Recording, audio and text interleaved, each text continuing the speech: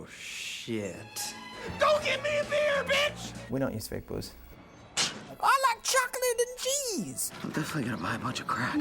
We have snack time. It's like kindergarten. How's that ass feeling? He's a real prick. Are you happy now? You two aren't banging, are you? No, don't do that. Don't tell the church. What are you, handing down life lessons? Get the hell out of here. You are a horrible father. It ain't always sunny in Philadelphia. I had this idea for a short film that I thought would be pretty funny, and I just wrote a couple of scenes. It was about a guy going over to a friend's house to get sugar for his coffee because he ran out of sugar. Hey, listen, do you have any sugar, man? I just made a whole shitload of coffee and I ran out of sugar. And the guy, his friend tells him that he has cancer, and the guy, all he can think about is, I really want to get back and put that sugar in my coffee. I made a shitload of coffee. Yeah, you made... Okay. Yeah, really, it's like first thing in the morning, I like to have my coffee, and that's all he can think about. Meanwhile, his friend's like, yeah, I haven't told anybody, but I have cancer, and, you're really the only person I can talk to. And he's like, ooh, yeah, well, we probably should talk about that at some point. Did you want to talk right now? Instead of a pitch, I just popped in the DVD, and we had a bunch of offers, and FX was one of them. We went right to FX. We made the pilot. It was pretty fucking wild. The major reason we went with FX was they really got the show right from the beginning. If you guys like this show, great. But here's the deal: if you want to buy it, I'm going to be the executive producer and showrunner. I'm going to be the head writer. Glenn and Charlie are going to be executive producers. And FX said, okay. What? It's a show about three assholes, and three assholes can live anywhere. They said, well, where would you put them? Well, I grew up in Philly, so let's just put them in Philly. And let's give them a job, like acting, where they can have lots of free time to get themselves into trouble. And putting them in a bar where they have lots of free time and alcohol to drink, and their days free, made that conducive to the show. You're drinking a beer at 8 o'clock in the morning. Whatever, dude, irrelevant. And suddenly we had to write a bunch of scripts and put this thing together, and you kept kind of looking around and be like, all right, well, who's gonna do it for us, And they're like, well, no one's gonna do it for you. You're gonna do it yourselves. And that's when we were like, well, fuck. That's no fun. My agency sent over the pilot that Rob, Charlie, and Glenn had made, and it was unlike anything I'd ever seen. Why not? I think I can see your scrotum. I was really intrigued at how liberating it was. And these guys, one of the things I really responded to was they kind of made a virtue of the lack of resources. Often on the set we would try not to make things perfect, to kind of remind people that this is something that was just kind of happening in front of their eyes. We put out a citywide search for Sweet D, and we knew that we had to find a girl who could, fill in the role of the female voice of the show. Men are such pricks. Oh, tell me about it. We saw hundreds of girls, and then we found Caitlin. I got this audition, and the first thing I noticed was that the character's name was Sweet D, and I was like, can we change that if I get this? What kind of name is Sweet D? So yeah, I just went in and we met, and we kind of all just became friends right away. We offered her the part, and she turned it down. Because they offered me like $10 a year. And then we offered it to her again, and she turned it down again. And then we offered her more money, and she turned it down again. I was really looking to get on like a network show where I was gonna be in a lot of episodes and make a lot of money, and I don't know what I was thinking. And then we said, fuck it, let's go find a different girl. And then we were like, no. And then we went out and looked for another girl. That didn't happen. And then eventually her other show fell apart, and she took the small amount of money that we were paying her, and then that was it. John Landgraf sent me this first season, and I thought it was really just irreverent and funny. And being on at 10:30 at night on a Thursday, on FX, at the time, people just weren't tuning in. And so John presented us with the opportunity of coming back if we were able to sign a big name. One day, Landgraf calls me up. He says, thinking about adding a character. I said, oh, really? Whoa, what character? What? So he said, let Rob come over and talk to you about it. And I went over to his house. It turns out that he was a fan of the show already. And so McElhaney comes over. He did wind up telling me some good stories, background of Frank. I didn't go to Vietnam just to have pansies like you take my freedom away from me. You went to Vietnam in 1993 to open up a sweatshop. Wants to come back and feel life again because he's like made so much money. I mean, it happens to people all the time. They don't know it, but it's happening. I hate the kind of person that your whore mother turned me into. The big house, the big car. I'm giving it all away. And that's what hooked me on it, doing the show. Because I figured, like, well, if the guy's made all this dough, and then, you know, but what he really wants is that, you know, he wants the life. I want to live like you again, Charlie. I want to be pathetic and desperate and ugly and hopeless. So far, it's just, I mean, it's been awful. Living in squalor, you know, having to deal with Charlie. Tell people, hey, I own this, I own that. Okay, the butter goes on and the peanut butter. Well, you never really know what you're gonna get, you know, when you bring on somebody of his status. It could have gone, you know, if he had come in as the star, it would have been really painful. It would have really been hard to shoot. I was worried that we would screw the show up. I said, you know, what if we bring Danny in and it ruins the show? And I bet a bunch of our fans were worried that too. Then I kind of stepped back and I was like, well, wait a second, you know, we write everything. We're always here. We basically are in the editing room the whole time. So if we can't make Danny DeVito funny, then we really suck. He never had an attitude. He never bitched about anything. He always came in and had a smile on his face, and he's just fun. He's easy. And the very first scene that I did with him was like the second time that I had met him. And it was the scene in the bar after we've slept together. What the hell is she doing here? Really? And he likes to get into it before the scene starts.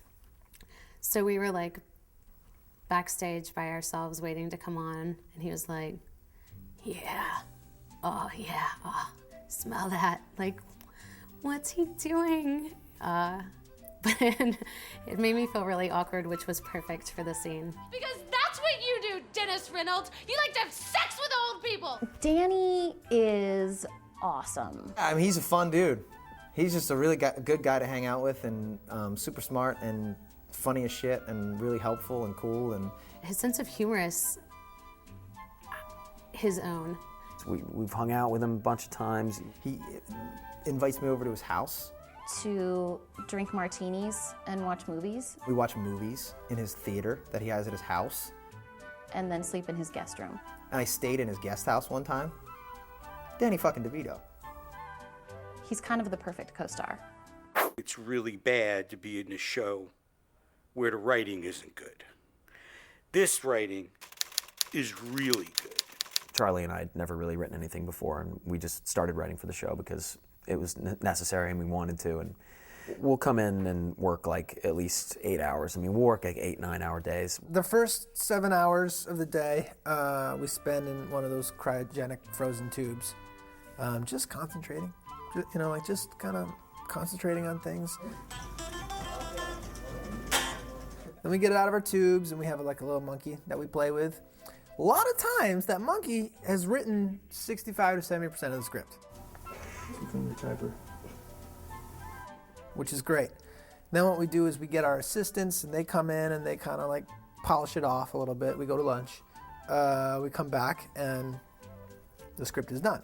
Then what we do is, and it's painstaking because this is where the hard work comes in. We put our names on it. And that's where you gotta be tricky because you're like, does my name go on it? Does your name go on it? Do all three of us go on it? But by the time we get through that process, and it's grueling, you know, we've usually come to some sort of agreement. You know, sometimes you start to spend, you know, 10 hours, 11 hours a day in a room with the same people every day talking about stories, and you start to go a little crazy, you know, after a while. And sometimes the shit you're coming up with is, you know, cartoonish, ridiculous. He's pinning you down and coming inside you? Yeah, that's how I become him. Basically, I think if you make something funny, it's in good taste. If it's unfunny, it's in bad taste. It's not like they're going, oh, God, let's turn up the burners here and offend people. Ultimately, I think, you know, it never starts off with us trying to do anything shocking. They're offensive right out of the gate. I definitely sometimes I'm like, oh my God, my parents are gonna see this. I will eat your babies, bitch! You know, if something goes over that line, it ceases to be funny. It just becomes offensive. There are a couple of things that pop up, and even I look at it and say, "No, wait a minute, we're really going to do that?" Hi, I'm a recovering crackhead. This is my retarded sister that I take care of. I'd like some welfare, please. We do stuff and it's not funny. I'm like, that is offensive. But when we do stuff and it's funny, I'm like, that's in good taste. And I don't think anybody connected with the show wanted to be offensive or wanted to be offensive for its own sake if it wasn't serving some story point. I think that we're making fun of ourselves, so I don't think it pushes the lines that much of like being mean to other people. We get that a lot. I don't think it's mean, I think it's funny. Yeah, we've had a couple things rejected by the network. The original gym teacher pedophile, we wanted to make a Catholic priest. That little prick's going to hell. They were like, we're gonna catch some heat for that. I think that if you think it's mean, you're a dork. Oftentimes it really is about ignorance. I mean, when somebody is like unintentionally racist, that's funny. He loves Mexicans. And then to have a character actually act on that ignorance in a way that they don't even understand, I don't understand how that is racist. Earlier, you were implying that I was racist because you thought that I was implying that all black people are related. And then it turns out that you people actually are.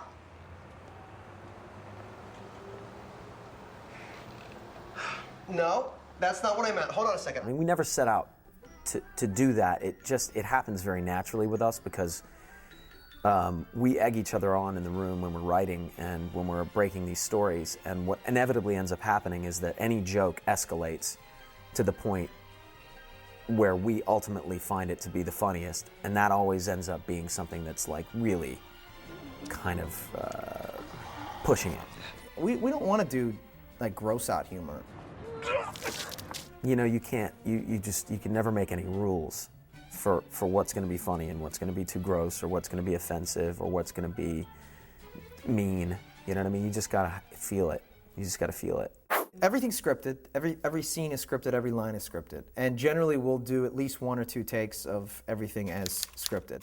If, I'm doing something with Charlie and he says something that's not in the script, I try to respond to exactly what he said as opposed to sticking, That's what's fun about being the producers and the writers on the show, too, is that we don't have to stick to the script if we don't want to. We can do whatever we want in the moment. Sometimes you think you improv something and you're like, man, that's funny. And then you go back and you read the script and you're like, no, we wrote that. That's the way it was. A lot of like the greatest stuff comes from just dicking around. Like Charlie, going to hug the waitress and Caitlin pulling him back. I think I went to do it, and then Caitlin just instinctually grabbed me and pulled me back. Charlie goes in for that, and Caitlin picks right up on it and stops him from doing it, and I about pissed my pants, but that was not planned, as far as I know. Okay. Yeah. Great. Great. Nice to meet you. Okay, I'll see you. I gotta go get my little sister. Okay. Bye. Bye. The rock, flag, and eagle, amazing. Okay, I'm gonna rise up, I'm gonna kick a little ass, gonna kick some ass in the USA. That's improvised. I'm gonna climb a mountain, gonna soar a flag, gonna fly on an eagle. I'm gonna kick some butt, I'm gonna drive a big truck, I'm gonna rule this world, I'm gonna kick some ass, I'm gonna rise up, I'm gonna kick a little ass. I felt like car commercials were always really, they would spurt out just American symbols and they didn't seem to go together. So originally it was like a song about like, I got dual, double, lock and double anti-steering brakes, rock, flag, and eagle. So when we were shooting it, I'd completely forgotten about it, and it kind of seeped back into my head and came out my mouth. Rock, flag, and eagle. So the whole scene between Dennis and Charlie was Charlie's filming him with that camcorder, and Dennis is giving the speech, and Charlie's illiterate, and he wrote the speech. Oh, that's pretty much all improv. The scene was supposed to end with, I'm not going to read the script, I'm just going to improv something. I think you might be dyslexic, bro. I'm not reading this. I'm gonna. No, please. I think you might be dyslexic. Read the script once. And then it was supposed to be over. But I was like, all right, you want me to read the script? And then I just made some stuff up. Hello, fellow American. You should vote me. I leave power. Good. Thank you. Thank you. If you vote me, I'm hot. What? Taxes, they'll be lower. Sun. The Democratic vote for me is right thing to do, Philadelphia. So do. This doesn't make any sense. Basically, as I'm pointing the camera, watching him, I'm literally crying tears, laughing so hard, just trying to hide it from him so that he doesn't break. But Danny, in his first scene when he's giving that speech about your whore mother. Dennis, your mother is a dirty, dirty whore. No. I love being in the bar. Do we have any sharp knives? My favorite scenes are usually when Charlie tries something new and then cracks himself up. Ultimately, like I just love working with Glenn and Charlie. It's what the show started as, and it's what the show, has evolved greatly. But like, just when I get to do those scenes between the three of us, they're just, I don't know, they're just so much fun. I'm glad it ended up this way. This is what needs to happen, kids. You need to tell your friends to watch a certain television show late at night on basic cable. That show is called It's Always Sunny in Philadelphia. I also want you to take this DVD, okay? I don't want you to copy it on your computer like you crazy kids like to do these days. I want you to take a look at it, and I want you to respect the fact that it costs, what? How much? 13, 14 bucks. I want you to walk it over to your friend and you say, friend, I would give you this, but what I'm gonna do instead, I am going to offer you the opportunity to walk into a store, have respect for yourself, and buy it, take it home and watch it. Then, I want you all collectively to talk about it amongst your friends when you go to school. And then I want you all to tell your parents. And then I want you and your parents to sit down in front of the fire at 10 o'clock at night on a Thursday, and I want you to watch It's Always Sunny in Philadelphia so I can get really, really rich.